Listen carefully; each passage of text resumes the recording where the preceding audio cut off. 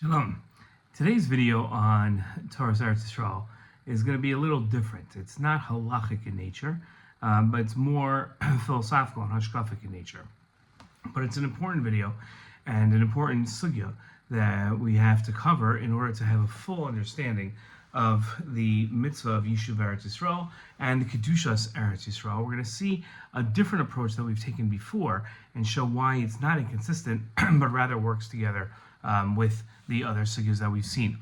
We're going to start off by something that we saw in the Rambam, where the Rambam discusses the mitzvah of Yishuv Eretz Yisrael. We're going to ask the question essentially why the Rambam would say that a person should live in Eretz Yisrael if he maintains that it's not a mitzvah. The Rambam had said that a person could live anywhere in the world, anywhere in the world that they want, except for Mitzrayim. Mitzrayim is forbidden to live in, but anywhere else a Jew can live anywhere. And we understood that to mean that when the Rambam says that it's permissible to live anywhere, that means that it's not a mitzvah to live in Israel. Because if it was a mitzvah to live in Israel, then the Rambam would say that you can't live anywhere you want. You have a mitzvah to live in Israel. The Rambam then also said this following line from the Gemara in Kesubos. He said, "V'olam yadar adam b'Eretz Yisrael afilu be'ir shuv ba'akum, v'al yadar b'chutz haaretz v'afilu be'ir shuv Yisrael." And then the Rambam had said that a person should always live in Israel, even in a town that has the majority of the people in the town are idol worshippers, and not live in chutz haaretz, even in a town where the majority of the people are Jews. So if a Jew can live anywhere in the world, why did the Rambam write that a person should always live in Eretz Yisrael? It's not a mitzvah, and a person can live anywhere. So why is the Rambam emphatic on a person living in Eretz Yisrael? Where is he coming from on that? So that's our opening question. Our opening question is really for a person that doesn't maintain that it's a mitzvah to live in Israel, like the Rambam, as opposed to, let's say, the Ramban. The Ramban would say the value in living in Eretz Yisrael there's many purposes and many benefits of living in Eretz Yisrael, and he would say that one of them obviously is the fact that it's a mitzvah. It's one of the 613 mitzvahs. The Rambam can't say it's one of the 613 mitzvahs because he doesn't hold it's one of the 613 mitzvahs. So why would the Rambam say that you should live in Eretz Yisrael? Now, to compound our question, we had seen the Mishnah in Kalim that had said that Esther Kedusha, saying that there are 10 levels of Kedusha in the world. And Eretz Yisrael, Mekudashas Mikol Artzos. Eretz Yisrael is more Mekudash than all the other lands. Now the Mishnah says, Mahi Kedusha Sa. What is the Kedusha of Eretz Yisrael? And it answered, the mitzvos of Eretz Yisrael. That we bring the Korban Omer and Bikurim, we bring them from Eretz Yisrael. We don't bring them from other lands. That's what its Kedusha is. And this went on for the Rambam discussing, and we spent a lot of time on this in one of our first shiurim, if not the first year, that the Kedusha of Eretz Yisrael comes not inherently, but rather came first from the Olei Mitzrayim, okay, from the Jews that moved from Egypt went through the Midbar, Har Sinai, and then came to Eretz Yisrael. They were mekadesh the land when they took it by kivush, when they conquered the land. That imbued the land with some kedusha. It was a temporary kedusha because it expired once the land was conquered by our enemies, by Bavel, Nebuchadnezzar. Then the land lost its kedusha. We then saw that the land again regained kedusha when the Jews from Bavel came and moved back to Eretz Yisrael, rebuilt the Beis HaMikdash, and there, when they came back to Eretz Yisrael, they didn't conquer Eretz Yisrael. They took it by what's called chazaka, meaning that they had the permission of the world to have that land. That land was designated as the Jewish people's land, and they took it with permission, not by conquering it. And that Kedusha, the Rambam said, lasts forever. That Kedusha never expires, and that's the Kedusha of Eretz Yisrael today. So that's the idea that the Kedusha of Eretz Yisrael comes from mitzvos and comes from people sanctifying the land. When nobody sanctified the land, either before the Mitzrayim came, or not Mitzrayim, but the Olei Mitzrayim, the Jews from Mitzrayim came, or from the Jews from Bavel, Olei Bavel came, the land did not have the name Eretz Yisrael, and it did not have any Kedusha. So if a Jew lived there during that time, they did not have to keep the mitzvahs hatulios ba'aretz, the mitzvahs that are dependent on the land, because the land wasn't Eretz Yisrael. if this is new to you and you're not familiar with these terms and the topics, so then I suggest that you go back and look at our first year where we went through this extensively. The second year talked about the Kedusha of Yerushalayim, and that also is worthwhile looking at. But what we're seeing from here is that Kedusha is generated by people. It's generated by people. It is not generated. It does not have inherent Kedusha. Okay, but now we see something interesting. Hashem tells Avram, okay, and Avram obviously is way before Olei Mitzrayim, hundreds and hundreds and hundreds of years before the Jews from Mitzrayim would leave Egypt and move to Eretz Yisrael. And Hashem tells Avram, "Vayomer Hashem el Avram, lech lecha me'artzecha u'miladetecha u'mibeit avicha el aretz asher areka ve'escha l'goy gadol v'avarchacha v'gadola shemcha v'hei bracha." Hashem says that you should go to. Now he doesn't say where. He just says you should leave your birthplace, the house of your father, to the land that I will show you. El aretz asher areka. Okay. So our question is though, why would, if the land wasn't sanctified yet, so there's no mitzvos that you're chayiv in, right? And the mitzvos and the land's kedusha is sanctified solely by people, why would Hashem send Avram to the land of Israel? It's not really Eretz Yisrael yet. It's Eretz Canaan, and it's not going to be Eretz Yisrael under Avram's time. It's only going to turn into Eretz Yisrael when the only Mitzrayim get there with Avram's descendants, but it's hundreds of years in the future. Now, the Ramban has a fascinating comment here. I mean, this is really knock your socks off comment, the Ramban says. He says, it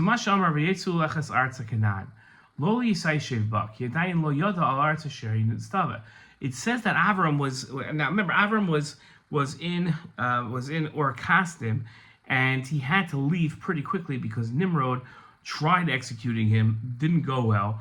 Avram was not well liked in Ur Kasdim by the leadership. The leadership saw him as a threat, so he moved to Haran. But he was on his way with his father. He was going, and they were on their way to Canaan, even though Hashem had not told them to go to Canaan yet. Okay, so because Avram didn't know where he was commanded, but this is the direction that he was going in. If you're looking at a map, it's sort of like from Iraq through northern Syria, and then entering Eretz Yisrael from the north. And he says, El she'achas tzaddik darcho derech Eretz Canaan. But rather, like Avram, like the tzaddik, sort of intuitively knew which direction to go on. When they left Ur Kasdim and Nimrod, they had in mind, let's start making our way to Canaan. That's where we're going to go.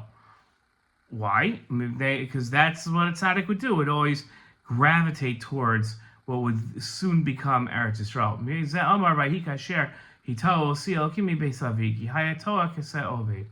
He was like a sheep going in the right way. Now the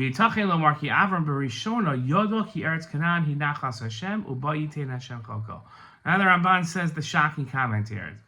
He says, it would seem to make sense to say that Avram knew from the beginning that Eretz Canaan was the portion of Hashem.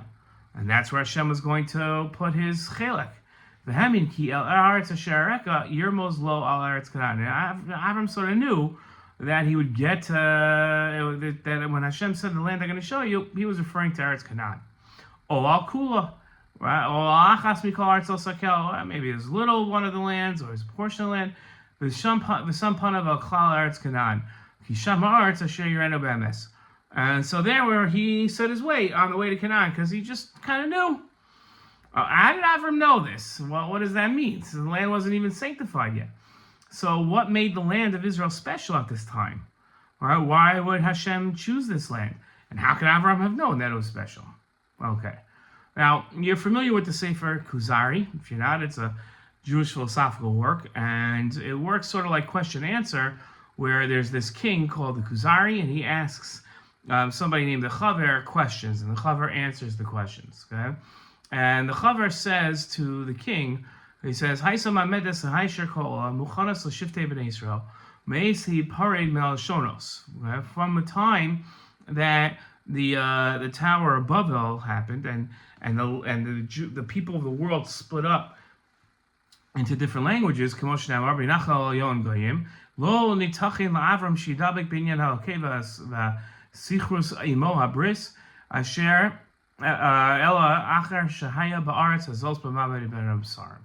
And he says, "V'alo tira ki ha'utak Avram me'artzok asher hitzliach v'haroi lidabek binyan Elohi v'haya leiv hasugolos hahi al makom asher boti gamar ishlamoso kashiyimtza oved adama ilan shapirio tov b'midbar matiko adama na'vedes matval she'atzliach ba hashara shahu migadlo sham v'yoshev pardase acher shahaya midivrei v'yarba acher shelo haya nimtza ela be'esh shizame b'makom shizame." So the Kuzari is explaining that Avram went to Eretz Yisrael because he knew that this was going to be a great place. This was it has some sort of ruchnius, some sort of spirituality or divine favor. I'm not sure exactly how you would characterize it. And he compared this land to Avram was a great man, but even if you have a great plant, he says, if you would uproot the plant from a bad place and bring it to a place where it's going to grow better, that great plant will become even more great. And that's what's happening here. Avram is a great person in Ur Kasdim. He's a great person in Haran, but he's going to be a much better person if you put him in much better place. And that better place already at his time was Eretz Yisrael. Again, we're seeing this idea that there's something inherent to Eretz Yisrael. Rabu Anshel Kayim Amdam Eretz Canaan, Imanyanim HaZurim Mitaras VaAvodas HaGarbanos. And that's sort of like where the Shekhinah is found, he says. So he says that Eretz Yisrael, though, was set aside already from the time that the people developed different languages. Now, I don't know why it wasn't set aside before that time, maybe at the time of creation, but that's when it started setting aside. Okay, so we have like 5 questions that are really bothering us here. The first one is if a Jew can live anywhere in the world according to the Rambam, so why did the Rambam write that a person should always live in Eretz Yisrael? It's not a mitzvah, so why should a person live there? If the sanctity of the land, this is our next question, it comes from its mitzvos and is generated by the Jewish people sanctifying the land, why would Hashem send Avram to the land of Israel if it hadn't been sanctified yet? There was no sanctity to the land. So why send him there? And if you claim the land is already special, what made it special? It wasn't the mitzvahs, it wasn't somebody being Mekadesh the land, because neither of those things had happened yet. And how could Avram have intuitively known that this land was special? And then lastly, how could we understand the Kuzari's words that the land of Israel was set aside for the time that people started developing different languages? So there's a sefer called Kaftor Raferach. He's one of the later Rishonim, and he says as follows: Eish shabo avasino laaretz umatzu natua patur natu afal pi shelo kavshu chayev klomar natu afal pi shelo kavshu hakol chayev shari haaretz haisa kedusha me'atzma. He's explaining whether somebody finds a plant when they got to Eretz Yisrael, if the Jews that got to Eretz Yisrael before the conquest of Eretz Yisrael, would it be obligated in the mitzvahs dependent on the land? And he says that it would, because haaretz haisa kedusha me'atzma, the land had sanctity, inherent sanctity. It had it on its own. In other words, it did not need the kivush of the Olei Mitzrayim. V'hem shabo v'tchilu l'kavshel l'kadsha mechadash havelei kematza min et mino v'noar. And the Jews that were Mekadesh the land, they were just sort of adding and refreshing the kedusha of the land. So this is a real knockout line for our first year, because our first year posited, and I still maintain it's true, that kedusha can only come from a person's actions. There can't be something that is inherently kadosh. Yet the Kaftor Raferach is pretty clear. He says, Haaretz haisa kedosha me'atzma. The land was kadosh on its own. How could Eretz Yisrael have kedusha on its own if the kedusha only comes from a person's actions, from a person being mekadesh it? That's our question. Now you have the psukim in Dvarim say as follows. This is how we're going to come up with an answer. What makes Eretz Yisrael unique is going to help us understand all of our questions. The pasuk says, "Va'aretz asher atem avrim shama l'rishta, Eretz harim uvakos l'matar shamayim tishtem." The land that you're about to cross over, Hashem tells the Jewish people as they're standing on the mountains, looking at Eretz Yisrael. It's fascinating because I wish I could take maybe I can. No, I'm not going to mess it up. But I'm looking at the mountains that Bnei Yisrael were standing on. Hashem says, look at this land that you're about to cross into and inherit, and I'm sitting in the land that Hashem was talking about. Eretz Asher Hashem Elokecha Doresh Oseh Tamid. It's a land that Hashem, your God, is always looking after.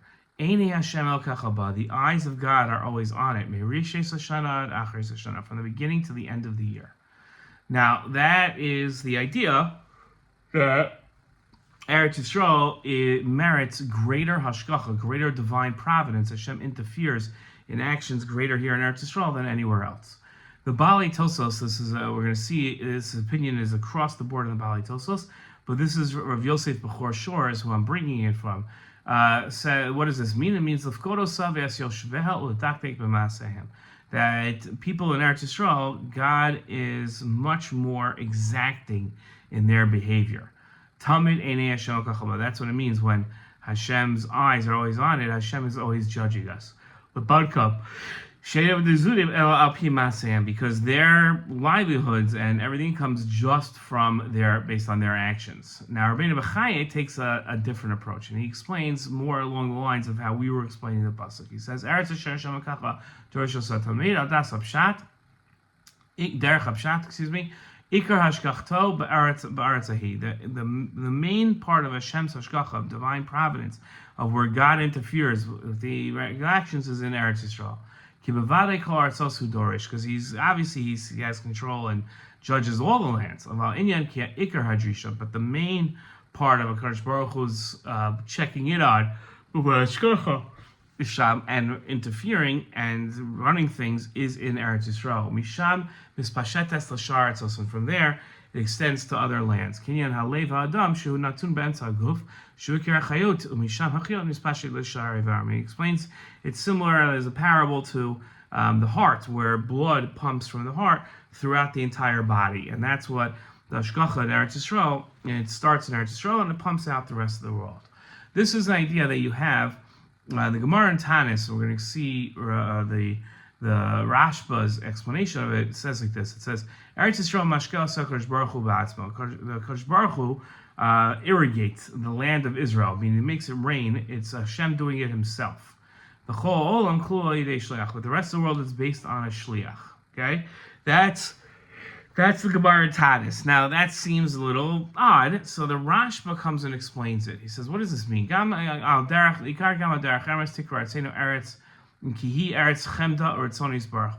land of Israel is called Eretz. It's called the land because that's the treasure land of Hashem, and where Hashem really that's where his will is carried out. We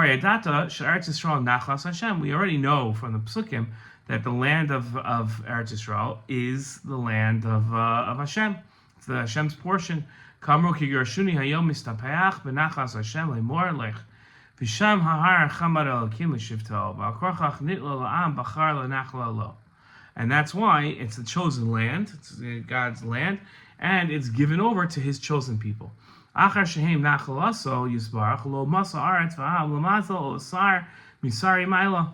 While the rest of the world and the rest of the nations are watched over by these sarim, are like officers in this, and heavenly officers, Hashem watches over our land Himself.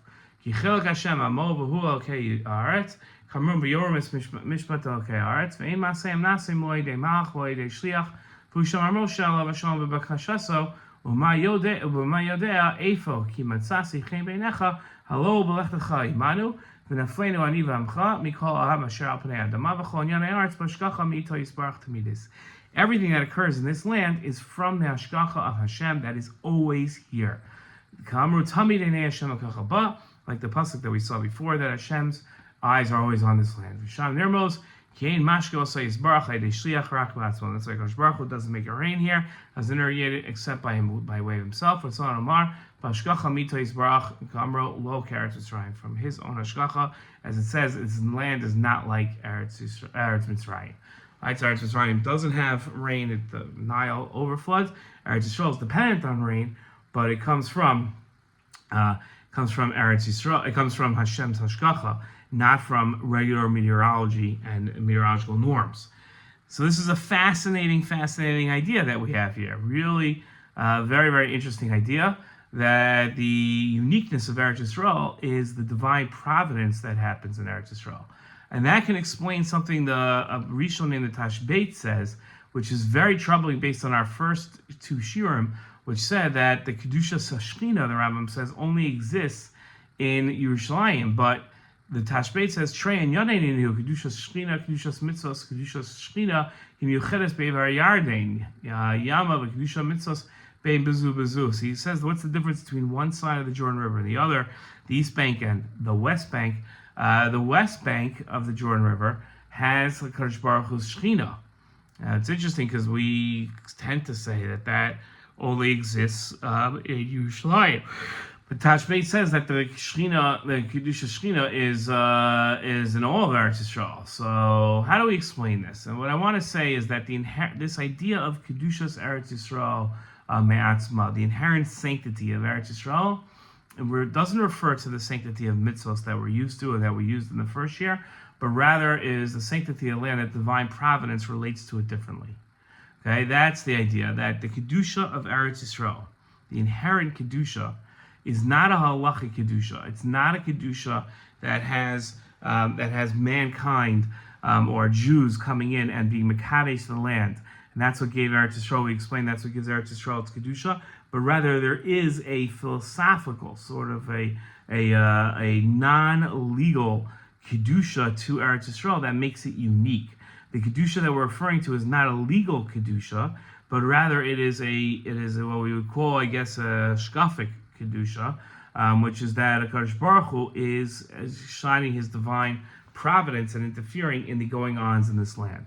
And that's why we can understand now our first question. Let's answer our questions now, where we asked if a Jew can live anywhere in the world, why did the Rambam write that a person should live in Israel? So now we understand that since the hashgacha can be experienced in Eretz Yisrael more than anywhere else, a person should strive to live where they can experience the hashgacha, where HaKadosh Baruch Hu is controlling things. That would make sense. And if the sanctity of the land of Israel comes from its mitzvos, and it's generated by people, so then now we understand why Hashem would send Avram to Eretz Yisrael, even if it hadn't been sanctified yet, because the Kedushas Haaretz in a legal sense, that's true, it's defined by man's actions. That determines the borders of Eretz Yisrael. But the Hashgacha operates in this land irrespective of the Kedusha that man generates. Okay, say that again. The Kedusha in a legal sense, that's defined by man. And that's what determines the land's borders, Eretz Yisrael's borders. But the Hashgacha is going to operate here irrespective of the Kedusha that man instills or doesn't. And what makes Eretz Yisrael special now, that was our third question, was the Hashgacha Pratis on this land. The fact that HaKadosh Baruch Hu is running things on this land. Now, how could Avram have known that the land was special? For this, we have to understand how Avram approached God. Okay? Avram's approach from God was unique. There were other people that knew that God existed, but Avram brought us a level of investigation using the process of elimination and negative proofs to understand God. Not just that there was a God, but to understand God. Now, obviously, man can't fully understand God, but Avram used this process, this methodology, to understand God. Meaning, Avram went and looked around the world and looked at all different unique things, the sun, the moon, and assumed, okay, that must be God. And then realized very quickly, for a number of reasons, that nothing else out there could be God. So the sun couldn't be God because the sun took up space, and therefore the moon couldn't be God, and the wind couldn't be God, and whatever he would come up with and say, maybe this is God, maybe that's God, right? There's a great medrash on this. So Avram would understood that those things are not God. So Avram's entire approach to God was logical. He just canceled out all other possibilities until he came to the idea that there must be one powerful being that is not physical, can't be perceived by man with their senses, and therefore has to be something that you can even communicate with, but is not going to be physical and not something you could see. And that's how Avram approached it. So Avram was able to understand things about Hashem, like that there was a God, and came to understand them by thoughtful analysis. It made sense to him, therefore, that there would be a place for God to act upon so that man can understand God better. Meaning that if there was one place where God was showing what he was all about, it would make sense to have one place that everybody could go to, right? So every time Avram went to one place after another, whether it would be Or Kasdim or then he went to Haran, he would see that this is not the place. This can't be the place. He eliminated it. Same way he approached God, he eliminated it. And then when he arrived in Canaan, by that point, Avram was already told by Hashem that would be the place. But that was how Avram figured out and knew ahead of time that there would be a place. And that's why the land was set aside very early, according to the Kuzari. The time the languages were split up, because Hashem wanted to have a land set aside where the Shgacha would relate to it on a permanent basis, and people could go there and understand Hashem. So what we're taking out from this shiur, that answers our questions, is that there is an idea of inherent Kedusha to Eretz Yisrael, different than what we said in the first shiur, but this inherent idea of Eretz Yisrael is not legal. It is not a legal definition of Eretz Yisrael. It's more an idea of understanding the uniqueness of Eretz Yisrael, what makes Eretz Yisrael unique. Okay, that's our shiur. Hope you enjoyed. Shalom.